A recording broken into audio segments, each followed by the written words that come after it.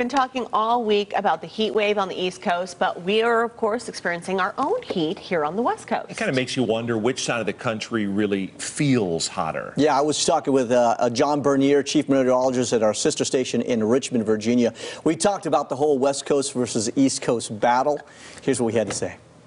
We've been getting a little smidgen of a break today with temperatures in the lower 90s. It's still warm. It's still humid. We got the big break coming this weekend. We're going to be singing bye-bye muggies across the area as a cold front arrives. And what that's going to do, it's going to push the heat right back towards you and concentrate it smack dab on top of Vegas. Thank you very much for that, John. We appreciate that back here. Now, there's so much talk about the East Coast or the West Coast. Is it hotter in the desert? Is it hotter in the East Coast with your sweltering humidity? I want to show you some numbers and talk about some numbers here, okay? Las Vegas tomorrow, forecasted high, 111 degrees. Let's go ahead. We have Death Valley at 123 degrees for tomorrow. That's just a few hours away. We have heat warnings issued, but we have a balmy 12% humidity.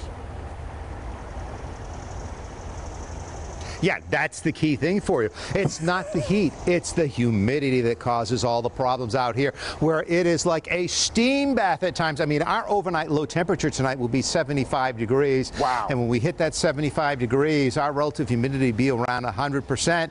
Part of it is because of all the rain we've had lately. The past 2 months over us here, Richmond's had 22 inches of rain.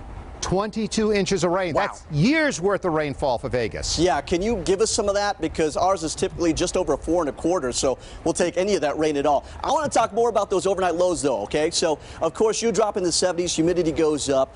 Our heat warnings are in effect because our overnight lows are only going to be in the 80s to 90s, not much recovery overnight. We all know desert rock takes a long time to cool off. Where you got the soil, you got the grass, my friend. Yeah, exactly right. And you know, the medical research says really it is these nighttime temperatures that are getting warmer and warmer.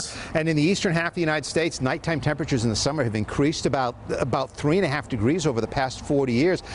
That's what's really causing the problem. It's not that daytime stuff. It's the nighttime stuff, because we all become insomniacs and can't get any sleep and any rest in the heat. You got that right, my friend. Hey, I want to extend an invite for you to come out here. Drinks are on me at Caesar's Palace. Margaritas all around, my friend. Now, sound off on Facebook and Twitter. We want to hear about what you think about the differences from coast to coast. Just look for 8 News Now on social media. So